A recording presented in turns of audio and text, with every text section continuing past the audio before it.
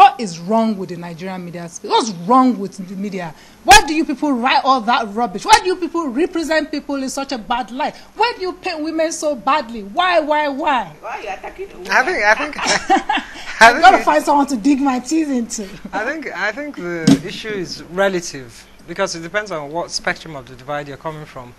But the print media in particular, you know, the print media is the most respected in Nigeria. Well, I would say it's the most influential. It's not the most respected, but the most influential because you can be more, you know, figurative and more, you know, demonstrative when you write than when you know. Yeah. It's much more difficult to think, to figure out a thought process when you look at them, look at the print media electronically. But first of all, for me, you have to define what exactly it is that the women or female journalists are doing. Let me narrow it down to something. Okay. You know, I'll start with the gender phase, and we'll go to other issues.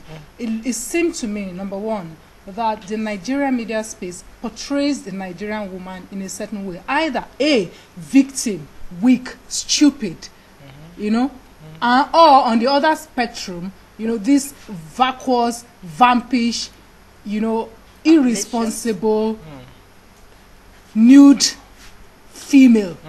And what is all this fascination with so-called nudity? And you reckon that female journalists are also contributing to that sort of perception? I know for sure, because I've read enough opinions, reports, and so on and so forth from female journalists to say, sister, I want to strangle you for what you just said.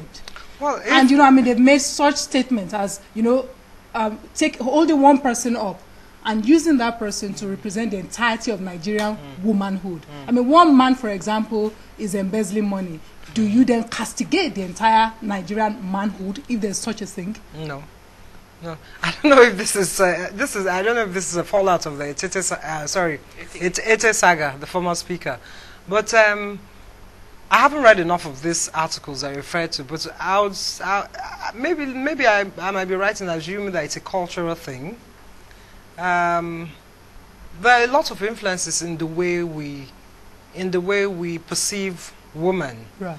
And it also boils down to the limitations in our educational system today. Women are journalists generally, be they female or male journalists, don't get the right sort of exposure and training they're supposed to, because as a journalist you ought to have a very, very broad perspective. Because that's my problem. Any subject I do matter. Understand the facts about, you know, the culture, the society, but everywhere else generally, media men, and there are no women in journalism in that way. I don't know how I take that really, but you know, media, the people in the media, whether electronic media or general entertainment, print, are more. They tend to be more liberal, exactly. and then they tend to be more, you know, rounded in their worldview, and therefore more inclined to propound views that are more, you know, I mean, more, I won't use the word radical, but you know, perhaps that are less conventional. You know, I agree with you. So I don't understand why our media, even where Nigeria is even in areas where Nigeria is striding into the 21st century, the media remains firmly in 1942. Let me add to that. I do want to say this. I was trying to be politically correct because one of our respected pastors is sitting behind the studios there. But it also has to do a lot with the national religiosity that goes on in this country. So that sort of warps and gives you a more myopic view of a lot of things that go on in life. I think so. So it's a combination of the education, culture, religiosity, and all of that. Yes, was it always like this? Was Nigeria? I mean, I recall. I don't know now if I'm being, if it's because I was young then. I didn't know any better. But I used to devour Nigerian newspapers as a 9-10-year-old up until I was maybe 16. I would read my father's papers. It was a lot more balanced. It was a lot better then. Yes. But like I said, the education has gone downhill. Right.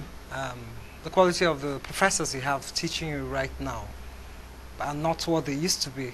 They don't get the sabbatical experience they used to have. That was very vital. They don't get the right. They don't have the right teaching aids and techniques. They don't do enough research. You cannot be an excellent professor if you're not constantly involved in research. Right. And what about the media houses themselves?